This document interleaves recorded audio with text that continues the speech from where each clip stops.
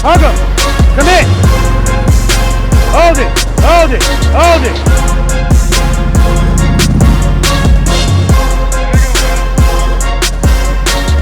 Hey, what's up, guys? Matt here, coming to you from Laidlaw's Harley-Davidson for another podcast. I've got an awesome guest on the show. I want to thank Robert Simmons for making it all the way out here from Georgia to meet us here and do this podcast with me. He happened to be here for a training session that he's doing, and so I was able to get him here into the dealership, and he was willing to give us a little bit of his time to talk about him and his experience with Harley-Davidson and what he does in the Harley world. He's a big-time YouTuber as well. I'm sure a lot of you guys have seen his channel. One of the big things he's known for is training. He was with the NYPD, I think 15 years with the Highway Patrol in New York. And the other time, were you patrolling the city or? I was patrolling the housing projects. Okay. Yeah, so I was housing, highway. Okay. So talk to us a little bit about New York and your time in law enforcement and everything. Well, first I want to thank you for having me here.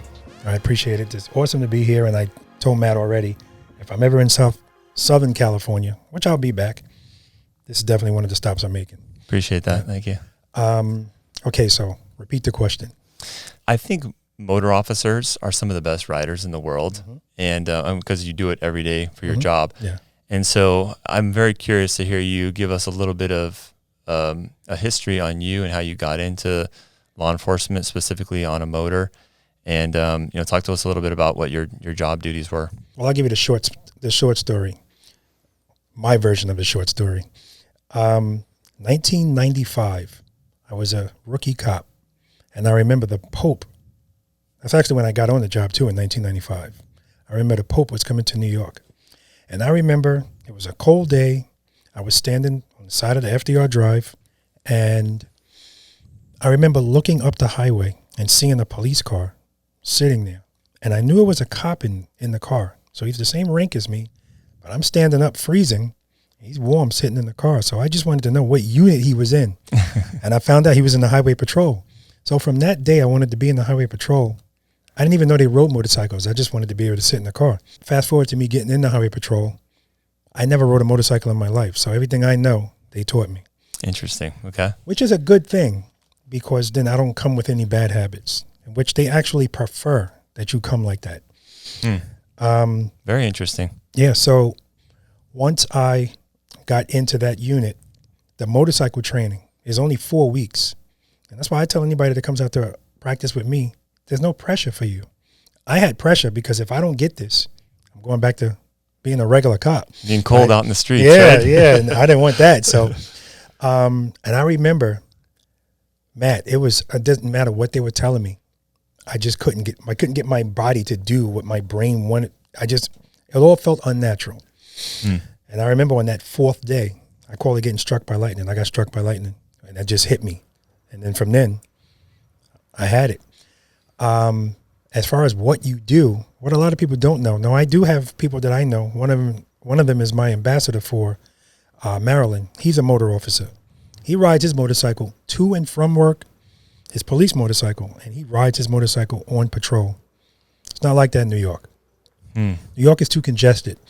So the biggest thing with the Highway Patrol and the NYPD is keep the traffic flowing. That's the priority, because a lot of things go wrong when traffic builds up. And so if I'm in a police car and there's a disabled vehicle, if I'm in a car, I can push it out the way. If I'm on a motorcycle, I have to wait there for the tow truck. So it's that reason, and the safety aspect of it, the practicality of it as far as doing the job and having all the equipment that you need. Can you do it? Yes, but it's just going to be much more convenient in a car. Now, every spring, I'm talking about when I'm a lieutenant there, not as a police officer. Every spring, I would hear cops tell me, "Hey, Lou, can I take a wheel out?" Yeah, because I know they want to ride. They haven't ridden in who knows how long. But I know they're going to be coming back to get a car, and they always do. They just want to go ride and come back. But me as a supervisor, I can take my motorcycle out because I'm just going to check on my guys or whatever, respond to a job. The motorcycle is easier sometimes to get through traffic. But for the most part, I call it the 13th grade. We drove fast cars and rode Harley-Davidsons, and we did some police work in the middle. I love it. So this is very interesting. So you never rode a motorcycle up until the time when you were with the New York Police Department, and then you had 4 weeks to train to ride a motorcycle. Mm-hmm. How old were you at this point when they were training you? Oh, man. So I started on the job at 22 in 1995, and I got in the highway patrol in 2001. So whatever age that is. Okay. So in your 20s. Yeah. You never rode a motorcycle up until in your 20s. Never. Interesting. And let me tell you now you're something. training people to ride Yeah. motorcycles. That's awesome. And let me tell you something. I never forget. We went to the barn. They told us to take the motorcycles out. And in my mind, I know how to ride a bike. Yeah. And so when they had us ride the motorcycles to the actual cone course, yeah, no problem. And when we got to the cone course and I looked at those cones, and they actually have the cones on the outside of the painted boxes to give us more space. And I was like, this is impossible. Yeah. It's amazing how, this is why it's so easy for me to be patient with people, because whatever I see them going through, I lived it. Mm-hmm. I know it's totally normal. Totally normal. Yeah, when I look at those cone courses, I'm like, even me, I've been riding motorcycles my entire life. I'm like, how is that even possible to ride through those cone courses? Exactly. Like, it's almost like a specific skill in and of itself to be able to do those. I always call them the police rodeos because around they always have them around, and it's almost like a competition among police officers. I've been to some of LAPD's rodeos, or maybe it was CHP, but yeah, the stuff that you guys can do on bikes is just incredible. Not all of us. Okay. Because again, it's a perishable skill. You know, I worked with guys that I would put some cones out in the back of the precinct and say, guys, let's do some practicing. I'm good, Lou. No, I'm good. And I always remember those guys. So if we're doing a detail down in Times Square, a motorcycle detail, I'm a big stickler on how we look. It's really what the highway patrol is geared towards, looks. Because I always tell people, think about it. You'll hear people say, listen, when it comes to safety on a motorcycle, don't keep keys in your pockets just in case you go down. Wear a full face helmet, all of these things. Then you look at a motor officer, particularly in the NYPD, half shell helmets, a gun belt. Imagine falling with a gun belt on. Forget about keys in your pocket, right? Right. So it's really about how you look. But my point is, that same cop that told me I'm good, Lou, when we get down there, I see the way he's riding. He doesn't have confidence. And when we pull down in Times Square, we ride in twos. We ride side by side. I don't ride like that with anybody I know now because that's obviously not the safest thing to do. But that's how we train the ride.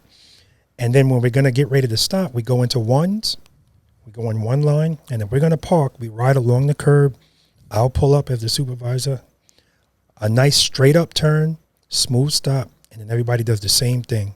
Now that one cop that said, I'm good, Lou, because he's not confident, he's going to cut that turn. Now everybody else behind him is messed up. Now I'm livid because we don't look good anymore. Now nobody else probably even notices it because Times Square is a bunch of tourists and they think it's a show. That's just but that's how we ride. Yeah. And what I love about that is if the mounted unit is down there with the horses, all the tourists are around them. And then you hear that rumble. And they say, forget those horses. Now the eyes go somewhere else. Exactly. And then everybody comes over. They want to take pictures. I love that. I definitely miss it. Yeah, that's very cool. So you guys rode Harleys then, I take it, while you were doing that? Road Kings. Awesome. Yep. Awesome. That's what I learned on. Yeah, very cool. Yeah, I love it. You know, the American law enforcement riding American steel, right? That's right. Yeah, that's cool. That's absolutely right. There's a lot of law enforcement now that, you know, they'll ride the Kawasaki's, the BMWs or whatever, but I think there's still a certain breed of police officer that just takes pride in riding a Harley-Davidson. So yeah, and listen, it looks better, it sounds better, it's more comfortable with the seating position, the foot position. It just is. If I even think about the gear that I was wearing and having to have my feet like, no, not for me, not even as a younger guy. Yeah. Well, that's interesting to know. Here in California, we have lane splitting. New York, you guys don't have lane splitting, right? Not legal lane splitting. Well, that was gonna be my next question. Like you as a motor officer, did you lane split a lot, like when you were downtown and all that stuff? Or? Yeah, if I had to in an emergency situation, yeah, I'll put the lights on. The good thing is you put the lights on and the lane is created for you. People kind of like move over, you know. But see, you would think that if I think about it, we didn't learn how to lane split. We probably didn't learn it specifically, but some of the training, it's incorporated into it. So it's the same thing I do with my training. Everything that we do out there is relevant, everything. So when you were talking earlier about, police competitions, I like people to know I try my best to disassociate what I'm doing with competition. because if people see that or perceive that, they'll want to shy away from it. So I want them to know it's not a competition. Nothing is set up at competition specs. It's just to come out and get comfortable riding your motorcycle at slow speeds. So other officers will shy away from it if they feel like, hey, we're just doing this for competitive reasons, or your students you're talking about? I'm talking about, just okay. people that, People watch in YouTube, general. come out. Yeah. Gotcha. Officers too. Like, I know motor officers that are still hesitant to get on the motorcycle. And some of those officers would shy away from riding. And then one day the day would come up where, tag, you're it. You have to do it. And now they're like this on the bike. That's horrible. Mm-hmm. Horrible. What's the incentivization for being a motor officer as opposed to someone in a car? I know out here they get paid a little bit more, but what was it for you that made you decide to be a motor officer besides, well, I guess the cold thing, right? You saw, you wanted to be in the CHP, but I guess, specifically motorcycles, what was it for you? So in my opinion, the highway patrol, pretty much in any police department, well, I can't say that because every police department is not like the NYPD's highway patrol. The NYPD highway patrol is a motor unit. Like the state police that enforce the highways have a separate unit within the state police that's a motorcycle unit. Whereas with the highway patrol, every cop in that unit has to be motor officer trained. Interesting. Okay. And no, there is no more pay. Well, I guess in the long run it is because of the overtime. Because if something big is going on in the city of New York, the highway patrol is involved. I don't care what it is. The president, dignitaries, parades. And when you're on that motorcycle, especially in Times Square where they kind of narrow everything down so they make it so that only a motorcycle can fit through. I love that. That's all overtime. So that's where the extra money comes from.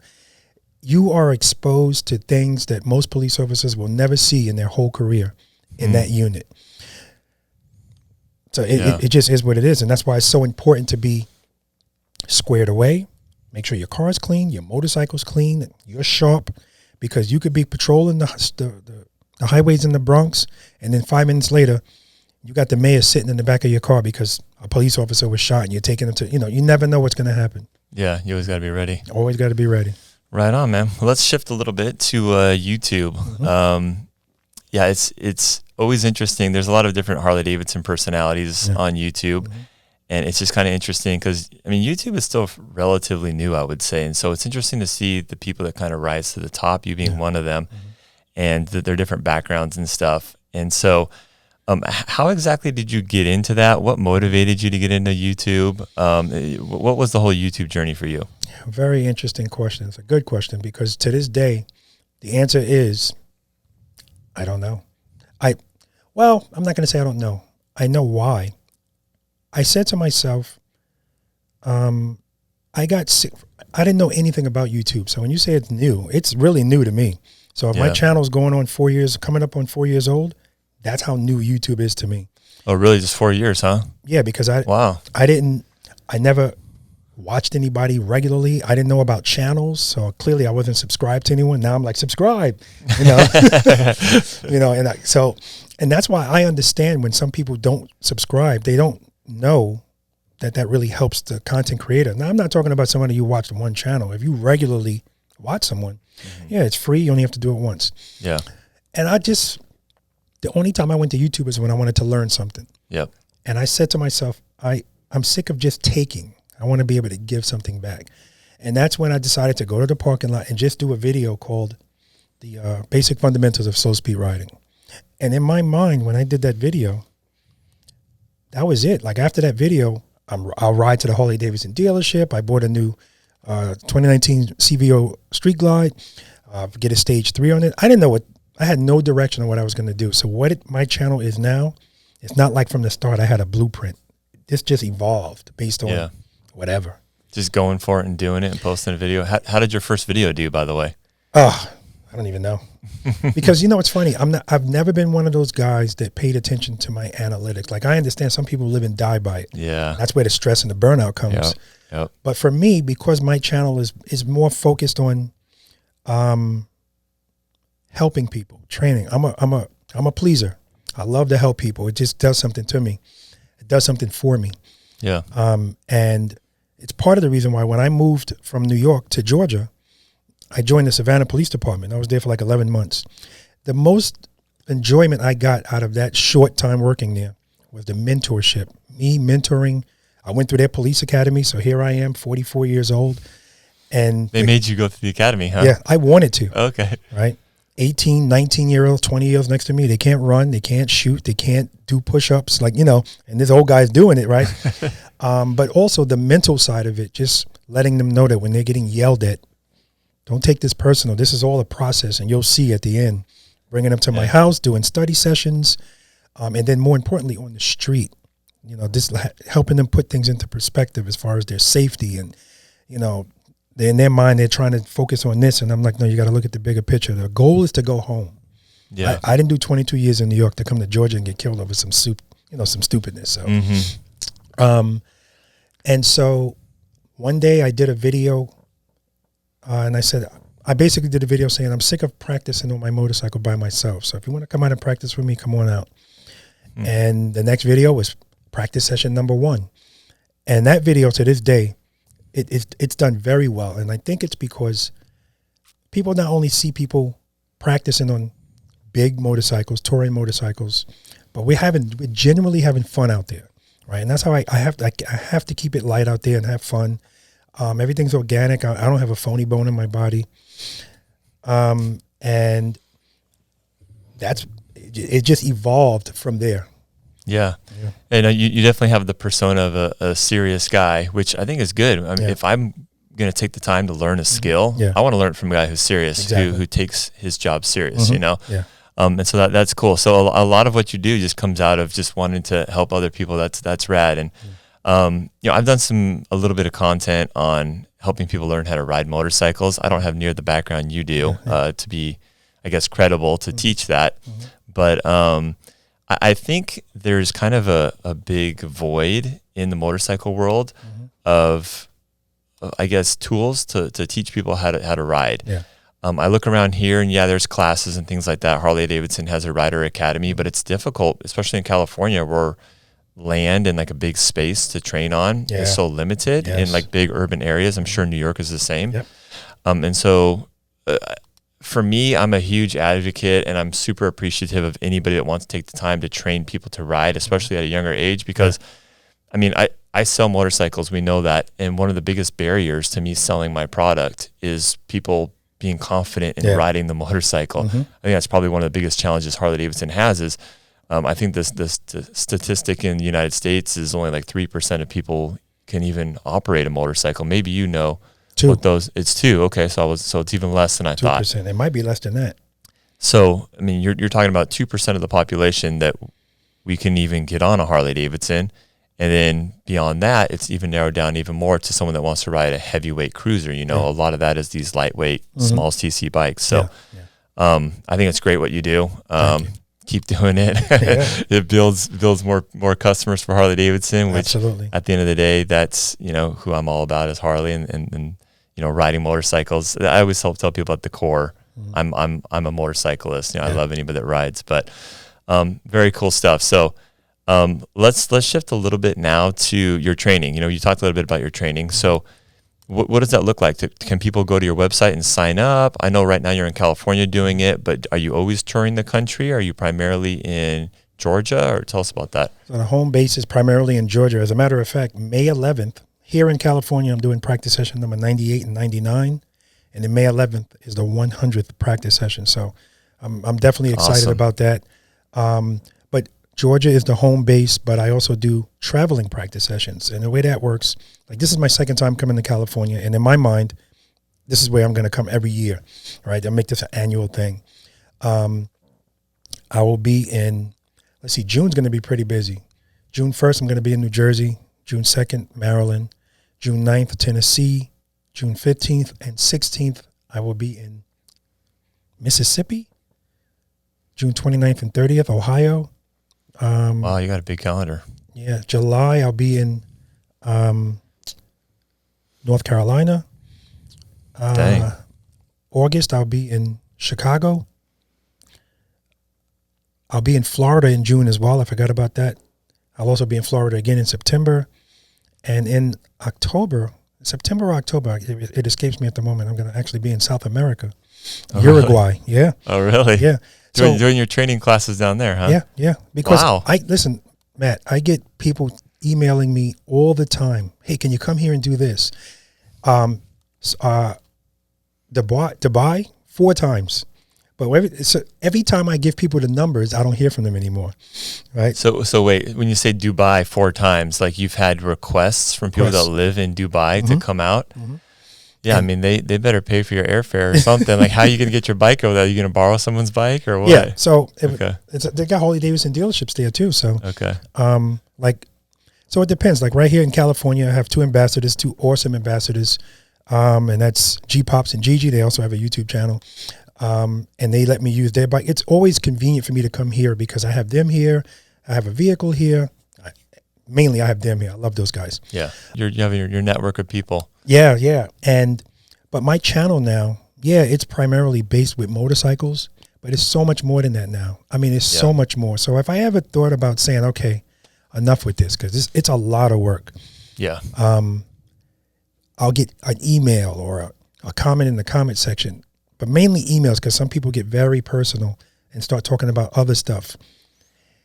And this is why the positivity on my channel is so important. You attract what you are.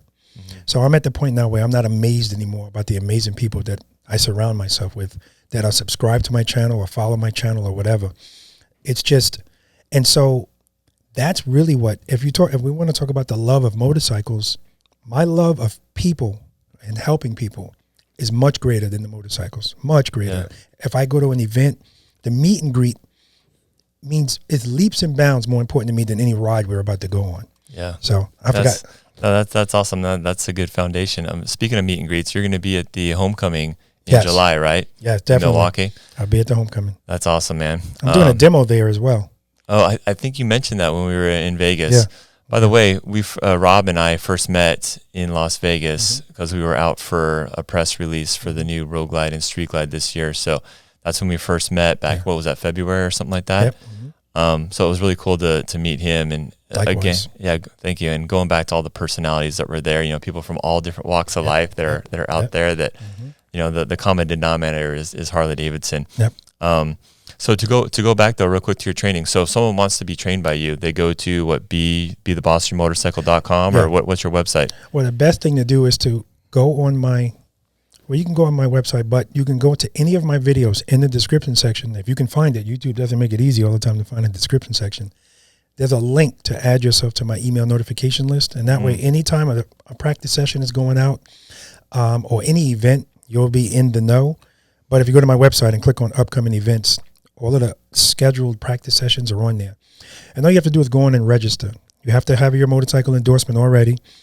But I also do private lessons. You don't have to have an endorsement for that because we're in a parking lot. It's not a public place, so you can actually come there and we can work on stuff. And what's interesting about that is when somebody comes to me for a private lesson, whether they're brand new or they've been riding for 50 years, we always start with the same thing. And the same struggles are there. That's why it's so important. Going over the basic fundamentals. You don't know what you don't know. It's that simple. So I'm glad you brought this up, Rob, because this is one of the topics I wanted to cover. Over the years of riding with people, training people, what are some of the biggest deficiencies you see in even experienced riders out there? Like let's say I go to your class. Yeah. What are some of the deficiencies that you think, okay, I think Matt's probably going to have these things where he doesn't, do this quite right? What are the most common deficiencies? The most common deficiencies all lie in 1 to 10 miles per hour, riding the motorcycle slowly. Why? Because most motorcycle riders just want to get on the bike and go. And they don't want any responsibility. And they don't have a lot of responsibility as it pertains to keeping the bike upright once the bike's moving. So that's why you'll see them start out with their feet out. I call that the landing gear. And they're going to keep their feet out until they feel comfortable and their feet come up. So, one of the biggest things I talk about on my channel is that there's no arrogance here. There's no judgment. None of that silliness. We leave our egos on the curb. We're there to learn. Because that's the best kind of environment to learn in. And that guy that's been riding 5 decades will be hesitant to even partake in some training if he thinks he's going to be ridiculed because he can't make a U-turn. So I'll let him know, listen, you don't have to feel bad. 98% of you can't make that U-turn. Right? Yeah. And I'm not talking about a tight U-turn where you're dragging footboards. All of that stuff, 18 feet, 7, that's excessive. Like, it's not necessary. You don't ever have to do that and still be fine. But you should be able to make a 24-foot U-turn comfortably. But that's the key, the confidence. You have to be confident riding these bikes at slow speeds. But we take a lot for granted. So that's the actual answer. The slow speed stuff. People love riding their motorcycle until they slow down. Then the love is lost, right? You know, it's like, it's the only vehicle in existence that your heart rate goes up the slower you go, right? Interesting. Never thought of that. You know, so, and that's the thing I want to take away from people, because if you loved it before, oh, you're really going to love it now. Because, and the analogy I always use, and I practice session number 97 that I just put out, I just happen to have, his name is John Kozak. He was a pilot. He's 79 years old, but he started riding at 65. He rides at Ultra Limited. Good for him. And he rode it from Washington State. He's from Alaska. Wow. And he was in the Air Force. So I said to him, were you a pilot? And he goes, yes. I said, did you used to do flight simulators? I go, yeah. I said, did you ever do a flight simulation where it was just a smooth flight? No. Exactly. Something has to go wrong for you to learn. And so the hump that we need to get over, motorcycle riders, is first of all, we have to get over that hump of fear and intimidation. That's why the name of my channel is Be the Boss of Your Motorcycle, because once you slow down, it's all on you. And so it's the same reason why, in that analogy, the airline pilot, any of us could sit in that pilot seat at 30,000 feet on autopilot. Yeah. Because your motorcycle with power to the rear wheel is on autopilot. How many videos you see where people are sitting on the back seat like this or lying down, right? As long as that was me a couple weeks ago. As long as that motorcycle has sufficient power to the rear wheel, it's designed to stand up and go straight. Mm-hmm. Handlebars are going to want to be straight. That's why, you know, the number one way we're getting killed on motorcycles is wide in turns, right?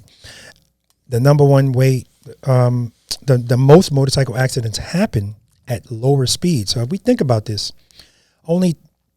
let's say 98% of motorcycle riders don't really know how to operate the motorcycle at lower speeds. Most motorcycle accidents happen at lower speeds. It's not a coincidence. Yeah. If you don't practice on these motorcycles, you're going to resort to instincts and squeeze and hope for the best. That's it. I hope I don't hit it. I hope I don't hit it. Yep. But it's like anything else in life. The more you practice at it, the better you're going to be. And once we can get over certain fears, now you can learn and experience it. And the good thing about that is once that happens, it's going to change your lens. You're going to notice how many people around you really don't know what they're doing. It's like, wow, it's scary. Mm-hmm. It really is. That's why group rides are terrifying. But it's only terrifying for people that are in the know. For instance, people that really don't know what they're doing will put someone they really care about on the back, and they won't even think twice about it. And it's a culture thing too. So that's why so many people don't know how to do it, then it becomes the norm. That's just how you ride a motorcycle. The person on the back has no clue that you don't know what you're doing, because that's all they see too. Yeah. And so sometimes people get into an accident and that changes the way they think about this whole thing. But or they get out of it altogether, which is a sad thing for me. It's like you had a bad experience and you're out of it and you can't ride for safety reasons. And yeah, it breaks my heart, because it's like, well, maybe you just need some training. With the proper training and some confidence, like you keep talking about, then you can continue to enjoy the sport of motorcycling. Well, the issue is a lot of them there's no accountability. It's always something else, someone else, this car, this 100%, always. 100%. Yeah, someone cut me off. Yeah, you're totally right. But it's also because, like I said, you don't know what you don't know. So the guy that told me he was pulling out of the gas station and then he saw a car, had to lay her down. How many times you heard that? Right? Yeah, and I know where you're going with this, because I had to lay it down. It's the biggest myth BS in the motorcycle world. But it's not, because based on what he knows, that was his only option. And that's why I tell people, practicing gives you options. So if I'm in that same situation, first of all, I have my head in my eyes before I turn. So I already see that car. I already know he's not looking. He looks up at the last minute and sees it. Squeeze and hope for the best. And what are people going to do that don't have training? Front brake, handlebars to turn, had to lay her down. When all he had to do is go back into the friction zone, a little bit of pressure on the rear brakes, upright that motorcycle, because we don't stop with the bars turn. Boom. So, but when I hear people say these things, those are the people I want to talk to right away, because the issue is bad information spreads. Yep. Right. And so now everybody's thinking. That's why if you look at a motor officer ride, or anybody that's in preloader nation, anybody that knows how to ride a motorcycle in the friction zone, it will always get attention, Matt, because it's so rare. And that's a problem, right? It's not this way in other countries. Yeah, well, I think in other countries, a lot of people grow up on two wheels. You go over in like Europe or India and some of these places where it's a space thing, or it's affordability thing, where a lot of people, all they can afford is these inexpensive motorcycles to get around. So no, it's not even that, because people here grow up on motorcycles, but you could be doing something wrong forever, right? It's the requirements in other places where you can't even. It's true. Yeah, you can't even get a license, and it's not like here where you can ride on a permit for like 10 years. Yeah, right. It's really enforced, and it's serious there. And even if you pass, some countries you can only get a certain size motorcycle. That's true. Yeah. Right in here, Europe, you could be brand new and buy a 900-pound motorcycle. Bye bye. Yeah. It is what it is. But yeah, the other good thing is when you get proper training, when you actually know how these machines work, then the weight doesn't matter. So that's why these are the questions I ask people all of the time. It's very specific questions I ask, because I want to see where you are, see what you know. Real quick, because you said something that I want to touch on. You said the weight doesn't matter if you know what you're doing. Yeah. I put out a video, I want to say a couple months ago, where I was kind of trying to drive home that principle.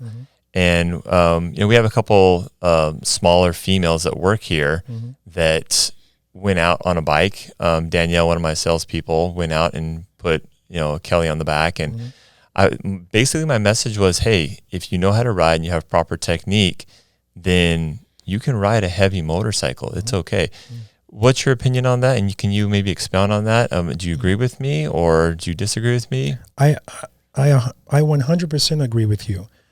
So again, first of all, I don't even allow people to use the 5-letter word, and that word is heavy, because then it consumes. The biggest obstacle we have out there is up here. And if you just start thinking about how heavy this bike is, it's just going to consume your mind. All right. So of course, when you first take the bike off of the kickstand, that's where the intimidation starts. Yeah. But with these new 24s though, it's a little bit bit less intimidation, because the bike, people feel it right away, but that's for somebody that's been riding a touring motorcycle prior to. But if you've been riding a lighter bike or you've never ridden, it's still going to feel a little bit heavy. Okay, no problem.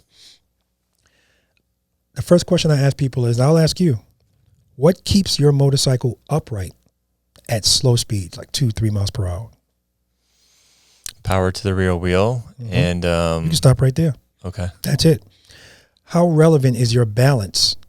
If I told you 100 is very relevant, 0 is not relevant at all, riding at 2 miles per hour, to keep that bike up, how relevant is your balance? At 2 miles an hour? My balance, I would say maybe 60%, 70%. I don't know. And this is why I ask people these questions, because it's riding the motorcycle and learning the technique and getting over some of the things that are going on in our minds. Most of the things in our life that we don't really know or understand is going to intimidate us. That includes the motorcycle.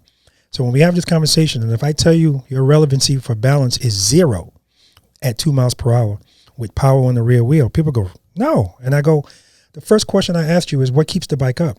You didn't say balance, you said power, sufficient power. So as long as that power is back there, I can nod off. The bike's not going to fall. How many videos you see where somebody falls off the bike and the bike, sometimes it'll fall and kick up and keep going? Yeah. That's a faster speed. But even at that slow speed of 2 miles per hour, if the power stays, it's not going to fall. So the balance is not really relevant. And once we can wrap our heads around that, that's when we start talking about me telling people, once the bike starts to move, pick up your foot as soon as it starts to move, because we don't need it anymore.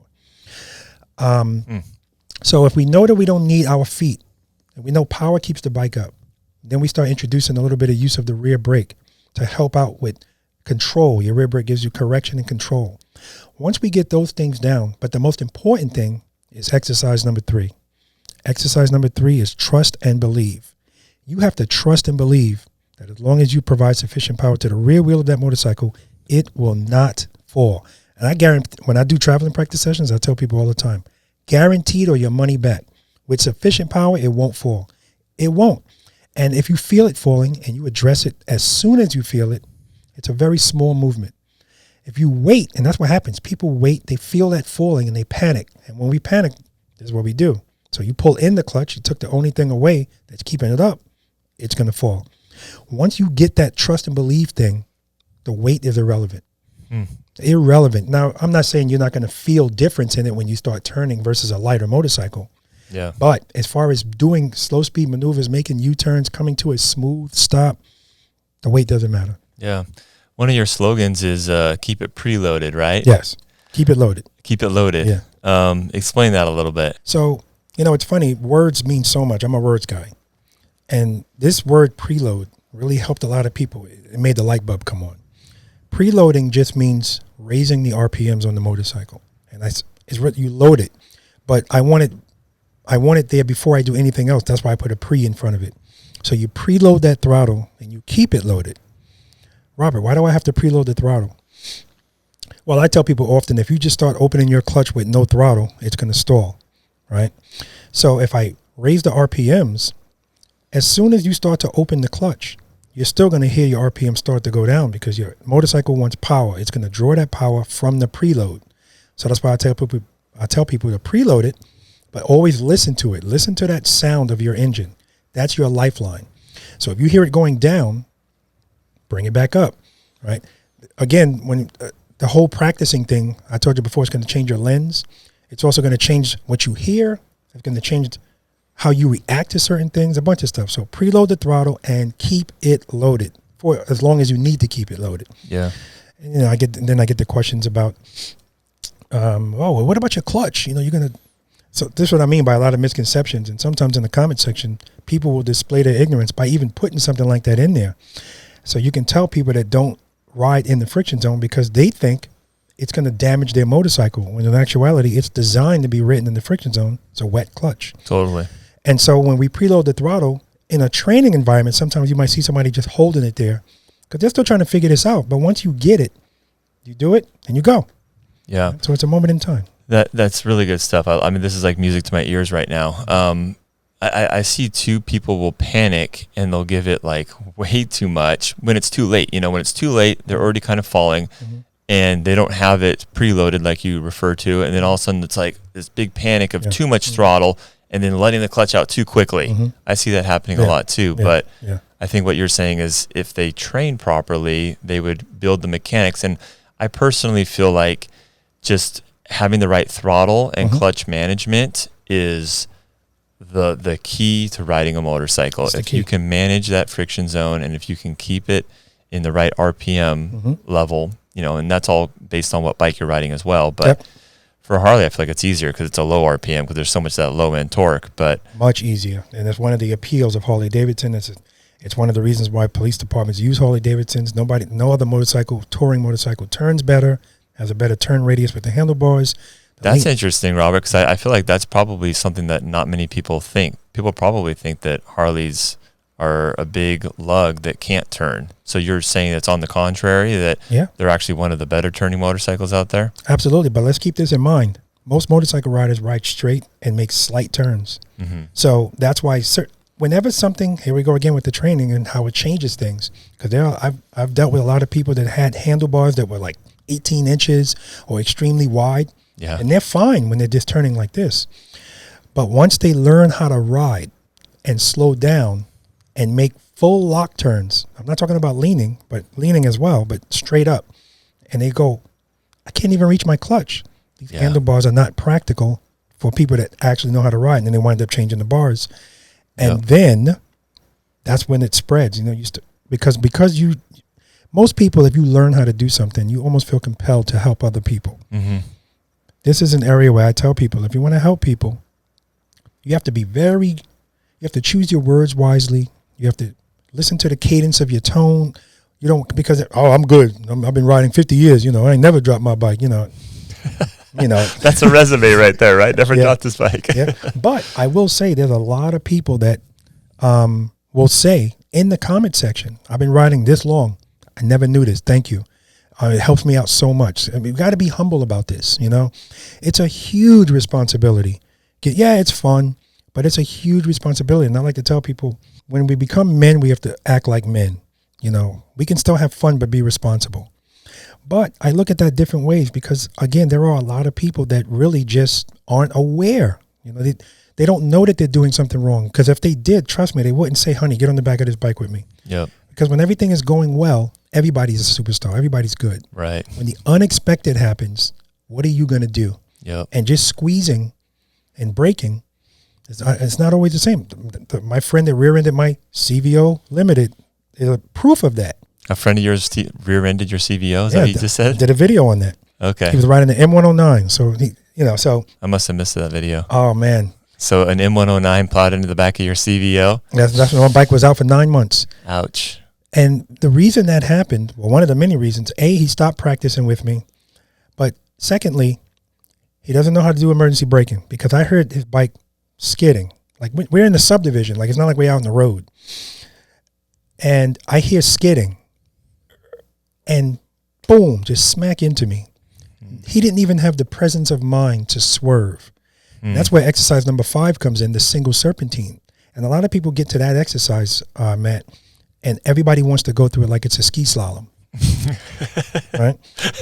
Hugging the cones, nicking all of the cones, right? And I understand why. It's a reluctancy to turn the handlebars because the only way you're going to turn like this, you got to be going slow. And if you're going slow, it's all on you. And people don't want that responsibility. So well said. And if you have the presence of mind to swerve, it'll be in your brake. I'm not going to swerve. He just squeeze and hope for the best. Well, that's unfortunate about your bike. No, it's back though. It's back. And we're still friends. Okay, good. Well, that's actually a perfect segue for the next topic. I wanted to talk to you about your garage and what motorcycles you have in the garage right now. I've seen a couple of videos and you've got quite the lineup in there. Yeah. I mean, I got to tell you something. All of this it's so crazy. When I first moved to Georgia, I didn't have a motorcycle. And I remember saying, I don't want a Harley-Davidson. Hold on a second. You didn't have a motorcycle when you moved to Georgia? Nope. And I had no intention on buying one. What about when you were in New York riding as a motor officer? You didn't have a personal motorcycle during that time? My first motorcycle was a Honda VTX 1800. Okay. And after that motorcycle, no, I never bought another motorcycle. So I didn't have a big love for motorcycles. I told you I got into that unit just because it was prestigious. Okay. Right. But once I started to ride and learn how to ride, that's when, I started liking it more because it's more of a challenge. There's a lot of people I know that once they start getting this, if they have an hour to ride their motorcycle, should I go for a ride or should I practice? They'll choose practicing or at least split it up, right? Through 30 minutes practicing because now regular riding doesn't give them the same thrill because it's a different kind of feeling. That's what it is. Not as challenging, maybe. Yeah, it's not at all. It's not. Yeah. It's not challenging at all. Not as challenging. Yeah. But I want people to know that this is not difficult. It really isn't. It doesn't matter how tall you are, short, female, male, your strength. None of that matters. We're using our throttle, clutch, a little bit of rear brake. That's what's controlling the motorcycle. So, yeah, if you look at some stuff that I do and other people, it looks extreme, and it is some of it. But it's important that you know, wherever you're looking at, it all starts with the basic things that we're doing. And like you said, throttle and clutch control, that's the key. And everything else becomes easy. Everything else becomes easy. And, of course, some people will finally make that 24-foot U-turn, and I'm good now. But most people are going, what's next? Now I want 20 feet. Now, Yeah. Whatever. All right. Well, so let's get back to your garage then. So what do you got in the garage right now? I'm sorry. Oh, you're good. Right now I just bought the 2024 CVO Road Glide ST. Congrats, by the way. Thank you. That's Shelly. My wife names all of my motorcycles, by the way. That's cool. And if you name your motorcycles and you're married and you're a guy, just have your wife name the motorcycle. And that way she will never think, who's Sheila? Who's this Shelly you're spending so much time with Yeah, lately? exactly. So I just got her. I have my 2021 CVO Limited. I have my 2019 CVO Street Glide. Love that bike. 2019, nice. Yeah, those colors they're just, in my opinion, amazing. What color? The blue and the gray. I don't know the exact silver metallic. I don't know what it's called. I rarely know the colors of the bikes. Like if somebody says, "Hey, I ride a FLX," stop. Yeah. I don't know what you're talking about. Yeah. Just tell me what kind of motorcycle it is. And I have a 2019 Road King Special. But I also had. You have that. Is it Bonneville Salt? Is that the color you have? I saw that in a video the other day. It's white. It's like a pearl white. Is it an off-white or is it a flat or? It's a flat. Okay, so I think that's probably the Bonneville Salt denim. It probably is. I don't know. So I just bring it up because that's the color of my Street Glide before I sold it. So I right away when I saw it in your garage, I was like, wait, does he have a Bonneville Salt denim? So it's a flat white, right? It's a flat white. And it's a 19 or? It's a 2019. Okay, so I think they had that color in 19. Mine was an 18. But anyways, so go ahead. Yeah, so that's my practice bike. The first bike was my 2019 Street Glide CVO Street Glide. The funny thing about that is, prior to that, I had an Indian. I had a 2018. That goes back to the story I told you when I moved to Georgia. I didn't have a bike. I'm working with a guy in the police car, and all he's talking about is motorcycles, and now I'm starting to get the itch. And I remember saying, I don't want a Harley-Davidson. I've rode them for years. I want something different. They're overpriced, blah, blah, blah. Incandescent bulbs, blah, blah, blah. And I walked into a Savannah Harley-Davidson with my friend because he was going to rent a Street Glide. And I'm on the floor just looking at the Street Glide saying, look at this thing. It's $30,000. It's got incandescent bulbs. And then the guy said, hey, I got a CVO. I'm like, what's a CVO? He took me to the back and showed me that CVO. And I was like, whoa. I took it for a test ride. Mm-hmm. And that was it, man. Every time I looked at that 2018, it was a Chieftain. It was just all right. It didn't really, when I looked at that CVO, I said, this is it. I'm looking at how much I don't have to do. Yeah. And the LED light bulbs, right? Yep, the already, LED lights. Already. Yeah. Well, I mean, you kind of bought the top tier, upper echelon bike there. So. And you know how it is. You can't go back. So, yeah. Well, I guess it kind of manifested that with the rest of your lineup, right? You got how many CVOs now? Three, four? I got three. But I had a 2021 CVO Road Glide.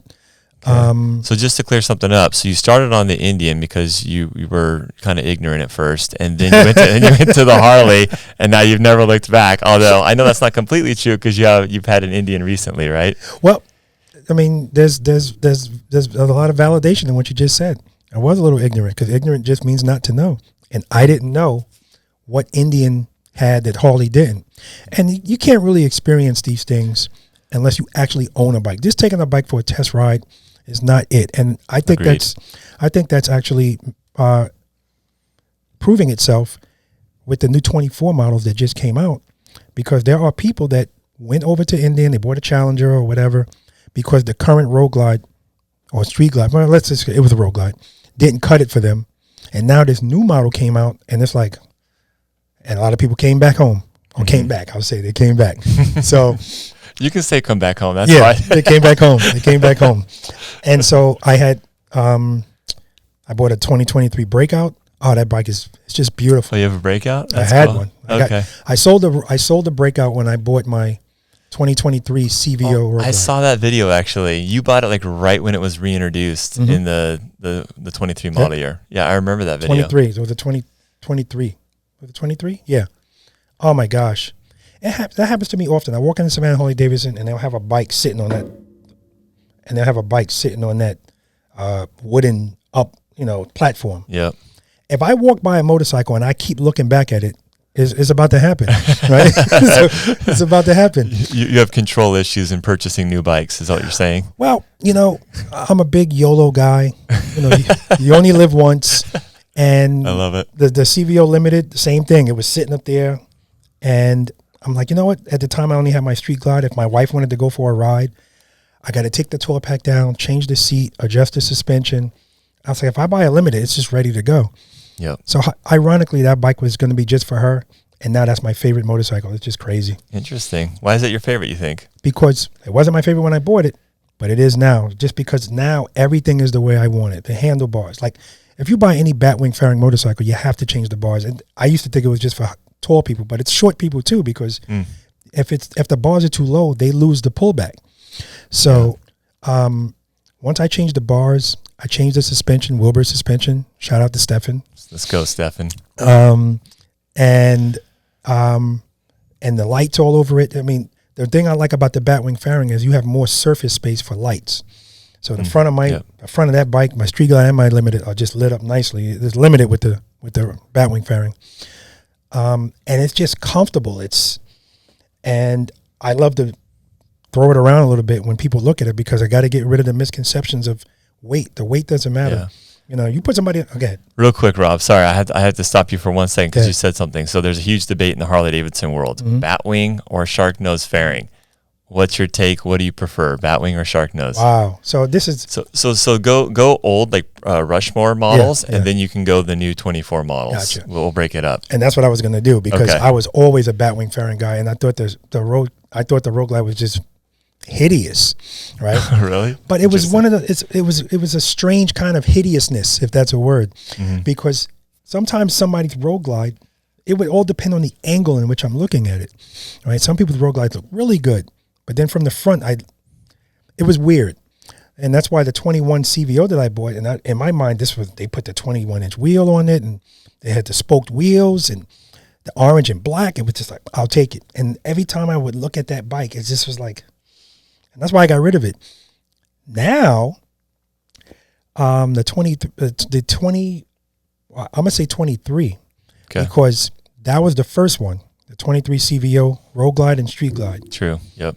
And Harley-Davidson invited me and John, Cycle Fanatics, out to be in the video to debut that.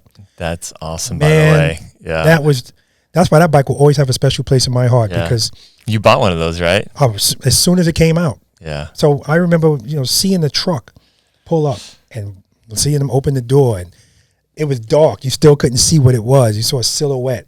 And when they rolled it out, really at that point, I was just so amazed that I was just looking at that Road Glide. Like, I had no interest in the Street Glide, and part of me was kind of fighting it, like, no, but it's got to be it. No, it is what it is. It was just a matter of which color I was going to get. And so right now, it's Road Glide. Okay, that's very interesting. So you were a Batwing fairing guy with the Rushmore stuff, and then with the introduction of the new body style in the CVO and the 23 model year, then you've kind of moved over to Road Glide, huh? They did a phenomenal job with the redesign of that fairing, the redesign of the motorcycles, period, in 24. But that Road Glide, I mean, this is the first time, Matt, that I'm a CVO guy, but this is the first time every 24 model Road Glide that I look at, they all look good. Like, every color looks good. Yeah. They just did a phenomenal job. I'm not a Harley fanboy either. I'll call it like it is. Yeah. Well, you've owned a bunch of different bikes, right? So not a bunch of different. Just, I had two Indians. Oh, Honda, Indian, Harley. Yeah. I didn't know crap about motorcycles when I bought that. As a matter of fact, when I bought that VTX, it was in New York. It was a Honda Harley dealership. Oh, really? I'll never forget that. Huh.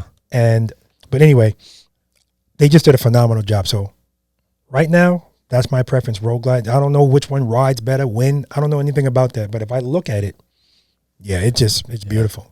Interesting. Okay, so you sold your 23 model, your CVO Road Glide, right? I traded it in for the 24. You traded it in, okay. Yeah. You traded it in and got the CVO Road Glide ST. So let's go back to the marketing or the press event that we got invited to in Vegas. So you show up.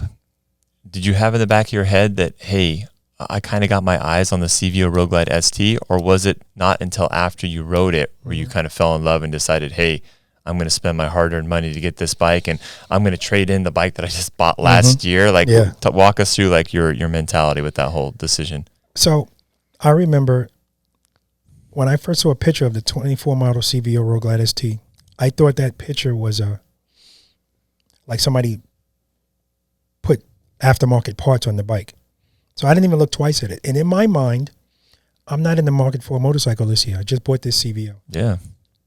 When that video came out, the debut video, I actually did a video on this, and the thumbnail is a picture of the bike, and it just says, damn it. Because I knew right there, I'm buying this bike. So the answer to your question, I knew I was buying the bike before I even got to ride it on the track. Okay. Because look at it. I mean, it was beautiful. Beautiful. And so the more I learned about it, And I remember saying to you, I sent that video out and you were like, I can't believe it. You got it already? As soon as we left Vegas, I picked it up. I know. Yeah. We were all sitting in a circle, like a bunch of us YouTube content creators, and everyone, you basically went around to every single person there and asked them what bike they would take. I guess if you can get a free one. Yeah. And pretty much everybody said the CVO Road Glide ST. I'd say at least 95% or more. Mm-hmm. And it's like less than a week after we get home, there you are doing a donut outside the front door of the dealership, which I don't know if you want to comment on that real quick. Is that what you do with all your bikes? You scrape the boards on the brand new bike? That's right. I physically ride the bike out of the dealership and then christen it by scraping the board. That's cool. That's a rad tradition. Very cool thing to have on your channel as well. I think a lot of people are drawn to that kind of cool thing because not very many people do that. In fact, I've never seen it. I've been selling thousands of bikes here for the last 15 years. I've never seen someone do that. So I saw somebody do it recently and you took a shot at him. Oh. Yeah, shout out to Ryan. Ryan Urlacher, that's right. Law-abiding biker. What's up, Ryan? He did, yeah. Yeah, I saw that video as well. He didn't do it here. Obviously, he didn't buy his bike here. But I think I even commented. I said, I think you copied Rob Simmons. I love going to any of the things that we do with Harley-Davidson and seeing him there. Yeah, he's a good dude. I already know that when we start riding, we're going to start doing some stuff. Yeah. You know? What do you mean some stuff, Rob? Some slow speed stuff. Okay. Yeah, man, some slow speed stuff. It's always good to get around people. For instance, so for the anniversary of my channel, I always do a ride and a luncheon. And on this ride, any ride that I lead, it's not going to be just a ride where we just riding straight. We're going to always incorporate some stuff that we actually do because it's all relevant. So there'll be some U-turns, nothing crazy. And I put a video out where we went down a road. The road is 18 feet wide, but at the end of the road, it opens up. So if you were, I guess, pulling a trailer, you can still make a U-turn. Mm-hmm. So I purposely go down this road. And if you're comfortable, make it where it's 18 feet. And if you're not, make it further up. You're never going to see another group ride where over 30 motorcycles all make successful U-turns. I mean, a U-turn is something everybody's dreading to do. Yeah. Oh, that's interesting. I think even on an 18, I would probably just, take it slow and maybe walk a little bit just for the sake of safety, But what'd you say? What would you do? I immediately regretted my words when I said that. You're going to duck walk the bike? Well, listen, if you need to duck walk it and you're not comfortable, that's what you do. This is not a competition. I tell everybody that. Yeah. I think if it was 18 feet road, I'm just being 100% honest here. If I'm out like going to Sturgis or whatever, like I did last year, and like I just want to hey, I'm not trying to do anything crazy here. Yeah. I would probably duck walk it if I felt like I'm not as good at the measurements as you are, but I probably would just duck walk it if I felt like, hey, this is a really, really tight turn. Exactly. And I've got gravel on one side of the road where I'm not, I really don't want to make a mistake here. I'd probably duck walk it. So let me ask you this: to ride in your group with you, Rob, is there like a test you got to take before the ride where you got to like do like a certain U-turn or something like that? It's interesting that you should say that because before we leave the parking lot, I always do some stuff just to get us warmed up or whatever. But I make sure if I have my ambassadors with me, they're behind me, directly behind me. And if I let everybody know, because everybody that's in Preloader Nation, everybody's not there yet. That's the reason why they're here too. Yeah. So I'll just tell them, kind of stay, further to the back, ride within your limits, ride your ride. Everybody says the same thing. But let me ask you this. See, here we go again. Practicing gives us options, right?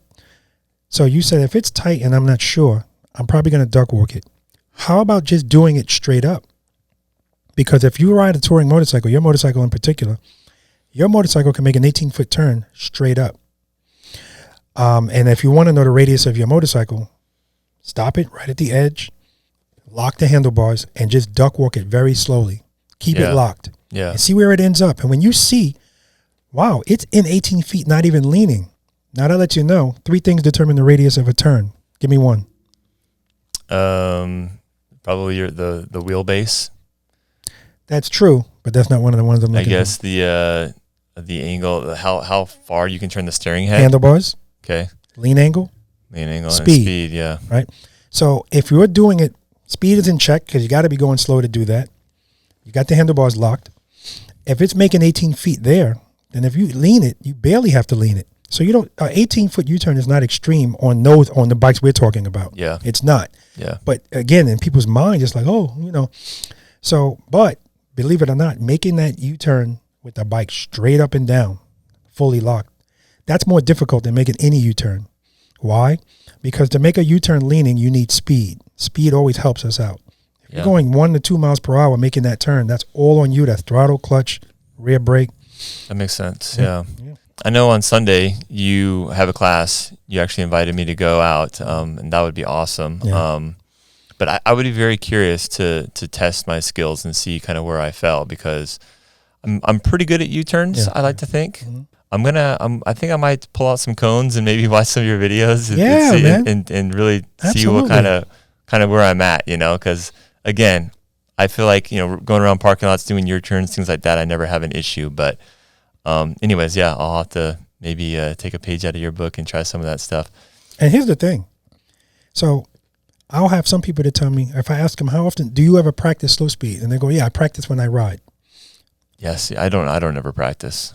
Are you well, so practicing sometimes is a state of mind.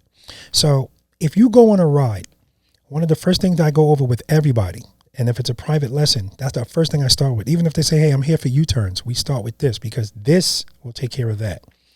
Being able to stop that motorcycle smoothly, where your foot comes down like that, or like that. Anytime you stop your motorcycle and you're like this, even if it's a little bit, in that moment, you're not in control. The bike's falling and you're stopping it from falling with your foot. If you are riding your motorcycle and you say, all right, I'm coming to a stop, friction zone, rear brake. If you're doing that in your head, you're actively practicing that. But if you're not thinking about anything, then you're not practicing, you're right. But what I tell people is that kind of practicing is good. I'm going to make a U-turn. Okay, what does Robert say?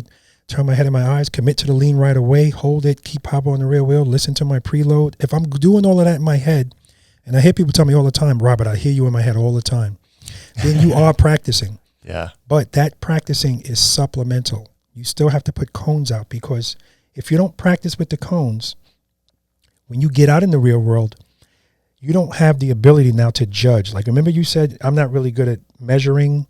Over time, you can just look at it and know, because you practice in 3 parking spaces or whatever it is. You now know what that looks like. Yeah.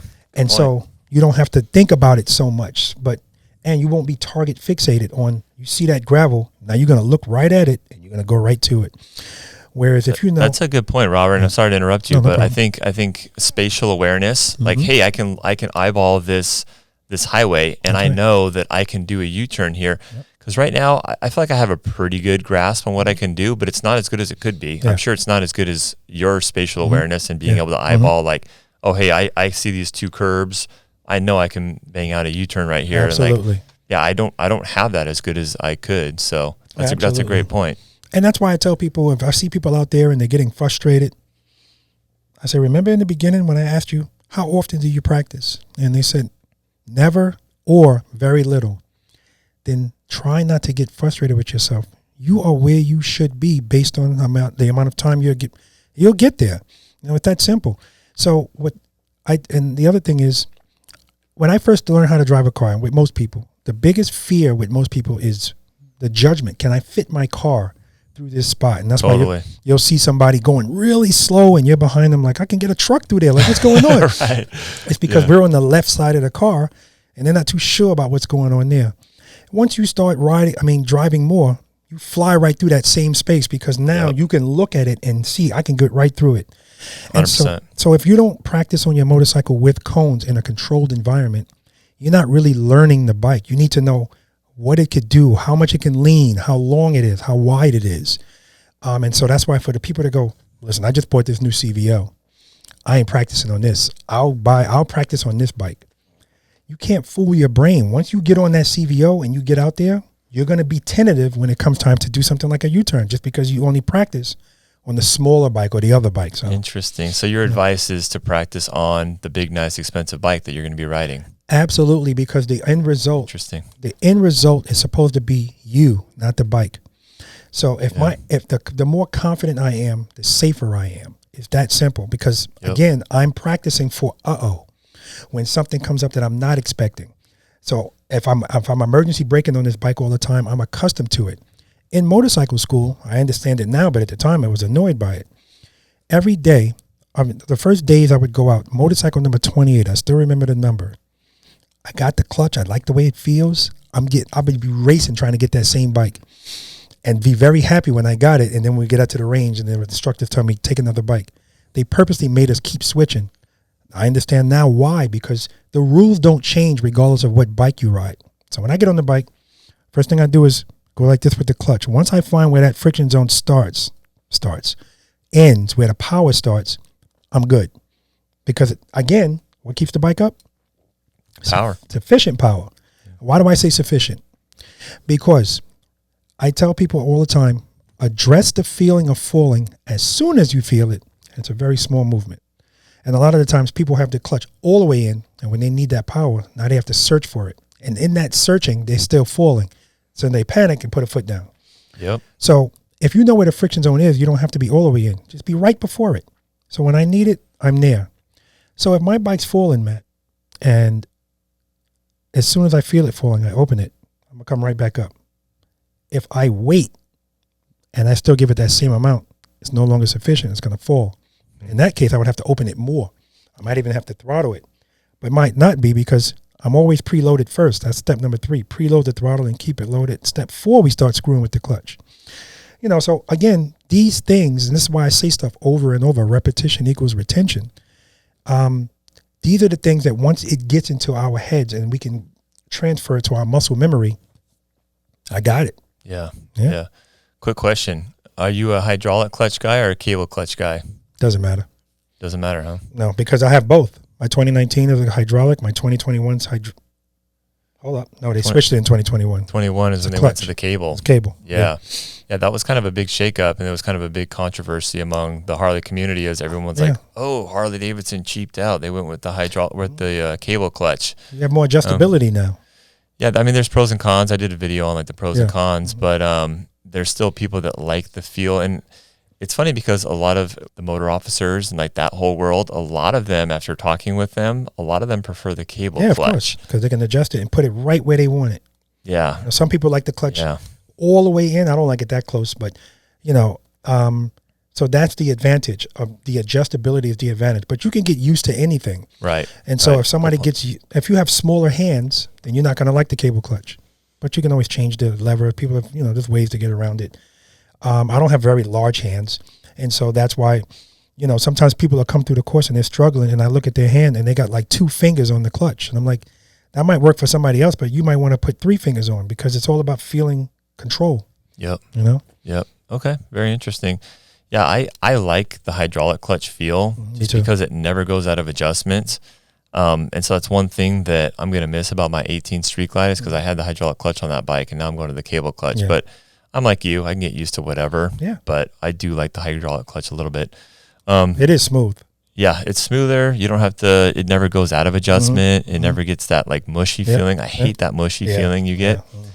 But we don't have a whole lot more time, but I am curious about what your future plans are with your CVO Road Glide ST.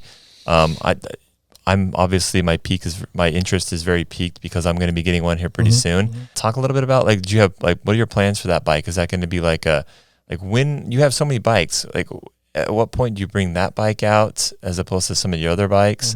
And are you going to make any modifications? So that's the new girl on the block. So when I walk into my garage, that's the bike I'm taking, unless I'm going to take a ride that's a little bit longer. And that's when I'm going to take my Limited because it's just more comfortable. So as soon as I can get some highway pegs, I'm probably going to have to get the frame mounted ones because the engine guard is not there. It's not the same traditional engine guard. Yep. I'm definitely going to put that on because I need highway pegs. I got to be able to stretch out my legs. Same, yeah. They did a phenomenal job with the air breather. When I first saw that air breather, I said, "Oh, here we go again," because my breakout and my 21 CVO Road Glide had that same, and it would hit my leg every time, and it was smaller. Shoot, that's a common complaint. Well, I wouldn't say common, but it's not uncommon that people complain about it getting in the way of your knee. And that's all just based on your body shape and your size and everything. So it did hit your knee and got in your way. Oh, big time. But problem solved. Okay. The new one, they redesigned it. It's bigger and not in the way. I'm just blown away by that. But anyway, I am going to, at some point, I'm going to change the handlebars at some point. Now, I don't actually need to change them. I'm comfortable riding it. I'm comfortable with the slow speed stuff. But it's really, again, this is this is one of the biggest changes to it, the 24 models, particularly the regular Road Glide. The handlebars are so comfortable and the adjustability is so easy. Not so much with the Street Glide, but so with that, it would be changed just by the looks. I like a thicker bar, 1.5 inches, not the 1.25 inches. I'm changing out the lids. I'm putting speakers in on the lids. Okay. Now, I know that the bike they took a lot of stuff out of the bike because they want to make it lighter and everything weighs something. Yeah. So I got that. A lot of people were like, oh, it's CVO. It's supposed to come with everything. And I understood what they were saying, but coming from a CVO owner, I understand exactly why they did what they did. And if I want to add the stuff that they took out, I'll do that. Like the Kahuna Collection footboards. I'm putting those back on the bike because I like those. I like the length of them. I like that it has the little pin sticking out. So when I scrape the boards, which I will, at least it's going to scrape that. Yep. I think I'm going to add the garage door opener to it. I'm going to leave. I was going to change the windshield, but I'm going to leave that. I've started wearing my modular helmet more. It just makes more sense to wear it regardless. It just does. So I'm trying to get more used to that. The whole half shell helmet stuff. That's kind of like, I think you're going to see as time goes on, those are going to start fading away. That's an old school thing. I've already noticed that. Yeah, just in the last 10 years in Southern California, like if you go back to the early 2000s, everyone was all about the novelty helmets. Let's just try to skate by the helmet law and wear as little as possible. But nowadays, I don't know if it's a generational mentality shift, but and I was actually the same when I first got my Road King back in 2009. I had a novelty helmet. And I just had the little glasses that I used to wear. Now I would never go out with something like that. Yeah. And a full face too, it's just way more comfortable. Like you have the air protection. If I have a communication device, I have that. And just not having that wind noise in my ears. And so I think I agree with you. I think a lot more people are just going to be going to full face helmets and kind of going away from that old school mentality where it's like, let's wear the least amount of protective gear as possible, which I think Harley riders are actually criticized for. You know, a lot of guys are just like, oh, the Harley guys just want to wear their cutoff denim jackets and their half helmets, and which I promote, you know, the freedom to do whatever you want, but at the same time, me personally, I'm choosing safety. You know, I want to wear a full face helmet, but that's interesting you say that. It takes some getting used to. Like I just bought my wife went on a ride with me, and she still has. It's like a half shell, not a minimalistic one, but one where it has the thing where you can press the button and you get a shade in front of your face. But I think a bug or something hit her on the face, and she says, "I want a full face helmet." Yeah. Now I'm a modular guy because the full face you just stuck there. So I love the modular. Yeah. She put it on in the house, and she was like, "Oh." And I said, "I'm gonna have to treat you like a brand new football, like the little kids. They make them wear the helmets all day. You got to get your muscles adapted to the weight of the helmet." Yeah. And you're right. It's a culture thing. That was the thing. If you saw somebody on a Harley, they got one of those half helmets on. So hey, I'm gonna do that too. But ignorance is bliss. You know, once you start realizing, oh my God, there's so many chances that we take on a motorcycle. I say that all the time. The odds are always against us. The odds are even lower when you don't know what you're doing, when you're not wearing the proper protection. Yep. You know, I'm not a hypocrite. So all the gear all the time, that's like a no-brainer. But we're all adults. Like you said, I promote the freedom to do what you want to do. And I'm not going to criticize you. So that's why when people go, I don't understand this. How are you showing people what to do on the motorcycle? And they're not wearing helmets. How come they're not wearing helmets? And my response to that is I try to eliminate any excuse for somebody to say, I don't want to come out and learn how to ride my motorcycle. And believe it or not, there were people that if I told you have to wear a helmet, they're just not going to come. Oh, really? So now I lose that person. Yeah, because I'm free. That seems like a weird one. Yeah, I'm a free. There's people that resist rules. Yeah. So if you tell me I have to do this, then I'm just not going to do it. But really, I know those people are just looking for an excuse because they really don't want to do it anyway. So I eliminate that. You don't need a helmet. You sign this waiver.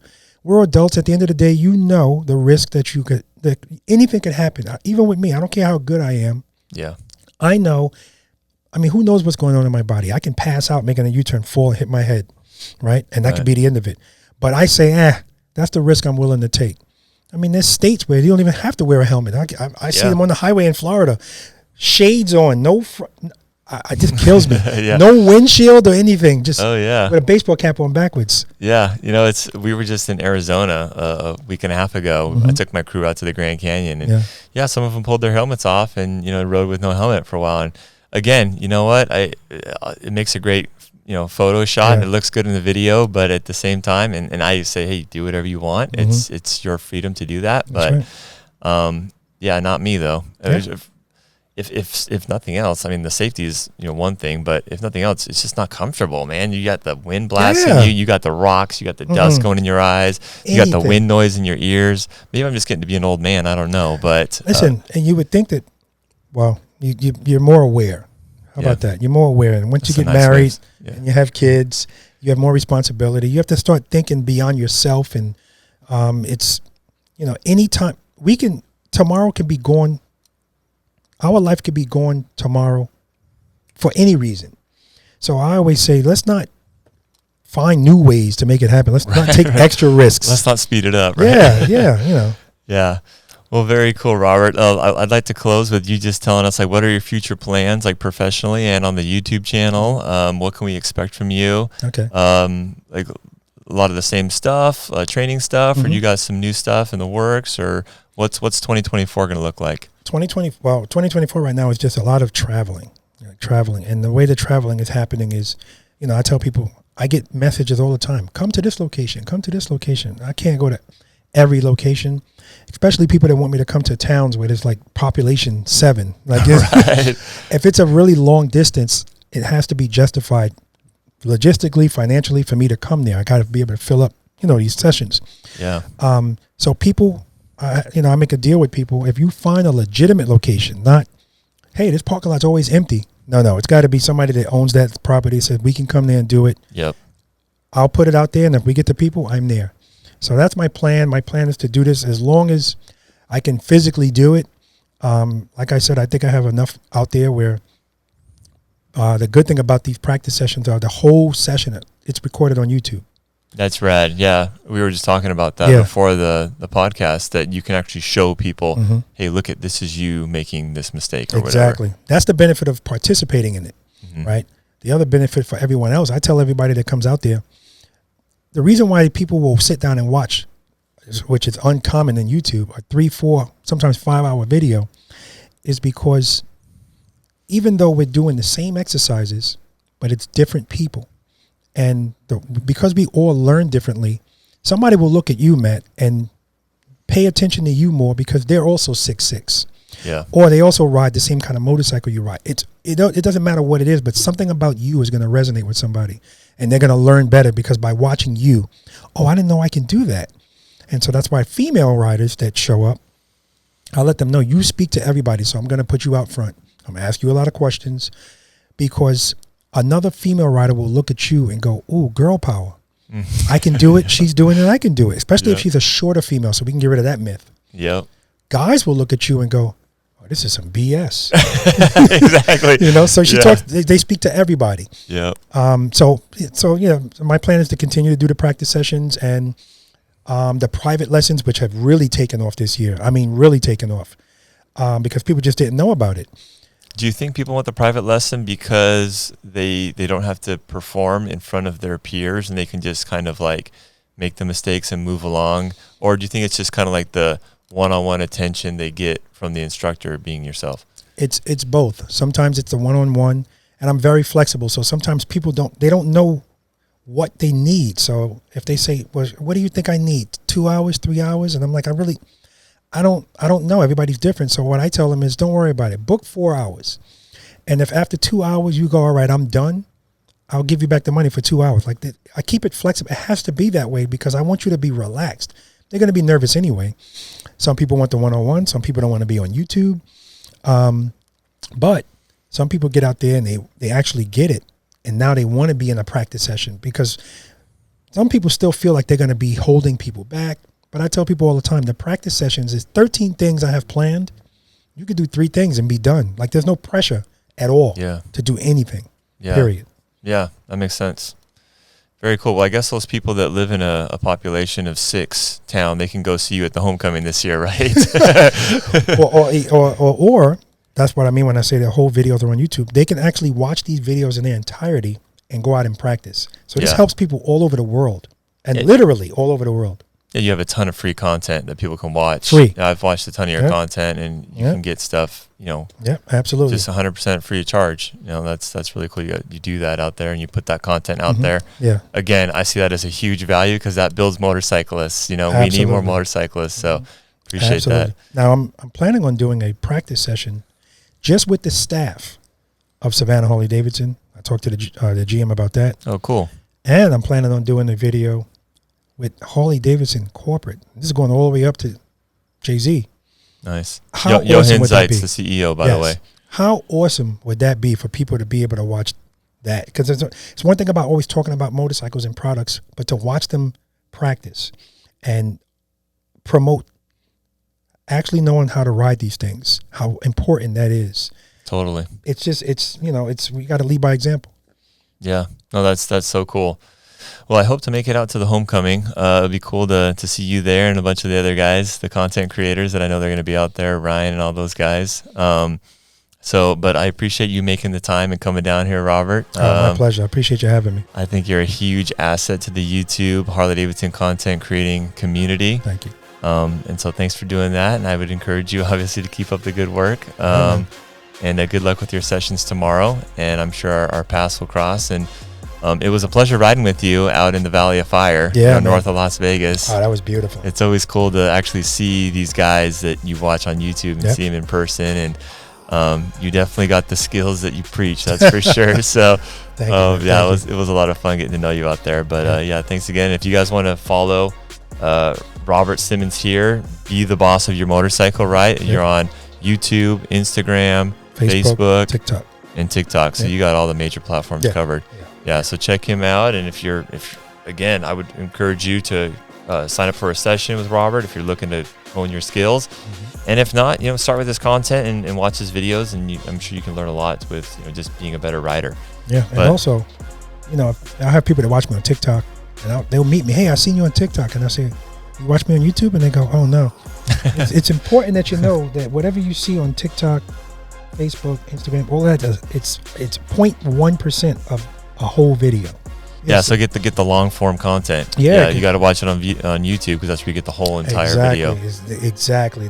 Those posts are to bring you into the big information, but people have short attention span. I got to grab you first, and once you see something and you have questions about it, and people will ask the questions, watch the video. Trust me, you're gonna get everything you need. Yeah. And you know what? You can cut this out, but put a 1 in the comment section if he should be coming to this practice session this week, and put a 2 of these.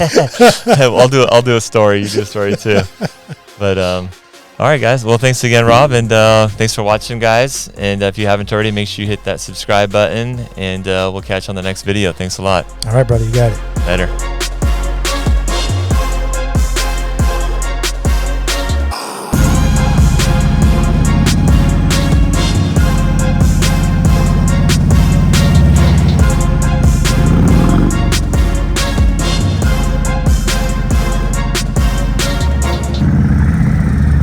There you go, man.